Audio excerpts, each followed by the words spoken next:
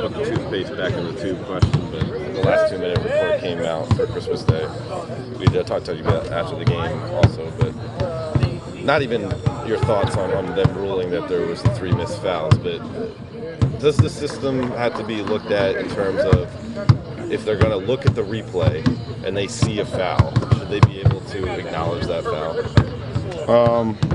I believe so. I think for me the worst thing is when I actually go and talk to the ref and they say it was nothing.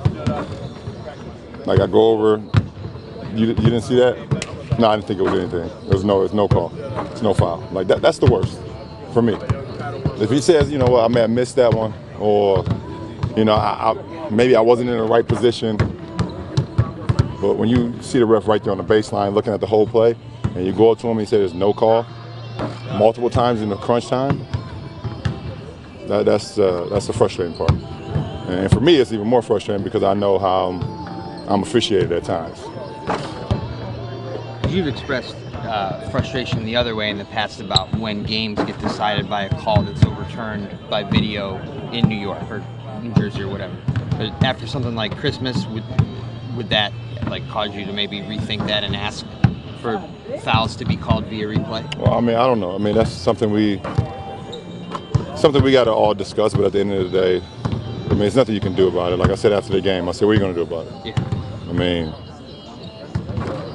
it's nothing you can do about it. I mean, you got 3 referees that's there that's been in the heat of the game all game, and we're allowing someone that's thousands of miles away to make a call that could be bang because they have a different camera or whatever the case may be. If the ref can see it, you know, they know the call. They know what the call is, but whatever.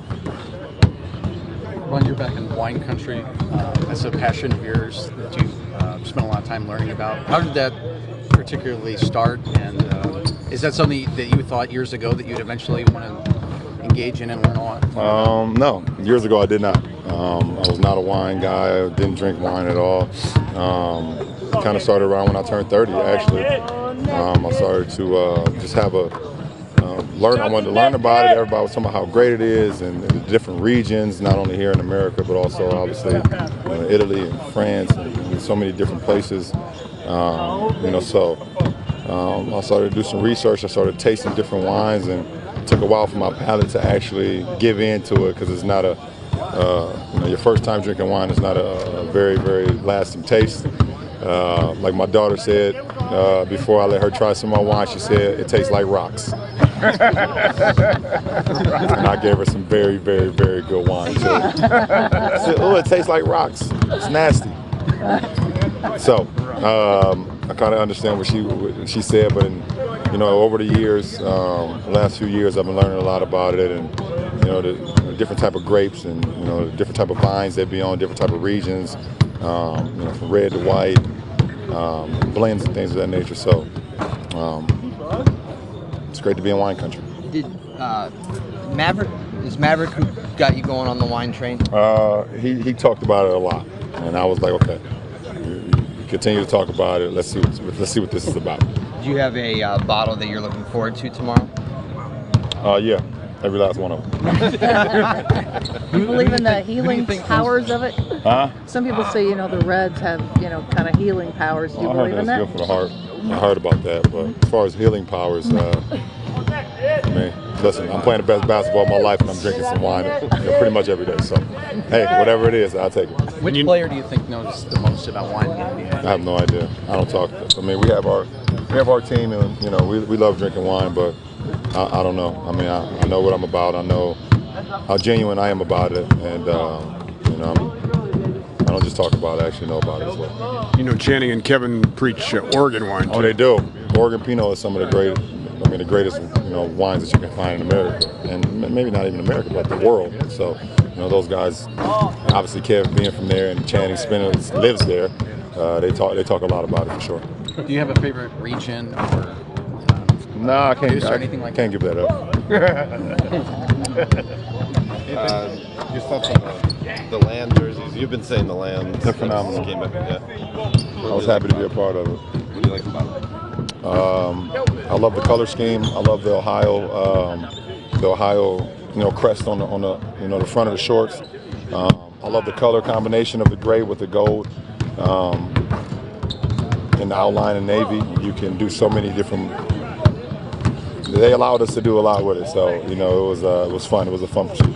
What was your collaboration like? How'd that go down? Well, I have a pretty good relationship with the makers of the uniforms, and I have a pretty good relationship with the company that wanted the uniform. So it was. I was a part of pretty much the whole process of because we were changing and we wanted to kind of change our logo and things of that nature. So anytime I can get a little input on something like that, I think it's pretty cool because I like to wear them. I like to know what my teammates like, and then I like to know what our fans would like to see when they're wearing them to our games and things of that nature, not only at home but on the road. So I'm looking forward to wearing the land uniforms in the land. So it should be fun. Anything else? Having been in the league for as long as you've been, done all the things you've done, I imagine this Napa trip is a first for you in season. Yeah. Do you just have any commentary on how cool this is for you, or excited you might be just to get a unique chance to do this, within the context of a regular season?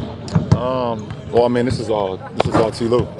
This is all Coach Lou, and whatever we were going to do, I mean, we're ready for it. So for us to have a unique opportunity to go travel, wine country, and on one of our days off, I mean, I think it's pretty cool that our coach allows us to kind of do a gruesome season, a long season, and right now throughout the holidays, excuse me, when we're away from our families, for us to be able to kind of get our mind away from basketball and not being with our families, to be able to go there and learn some things and also taste, obviously some great wine, but just to decompress for 24 hours, I think that's pretty genuine on his behalf.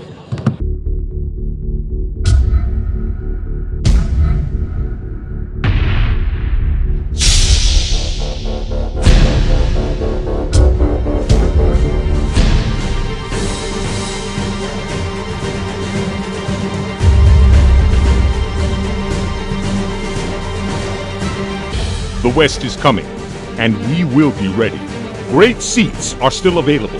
Get yours today at Cavs.com/tickets.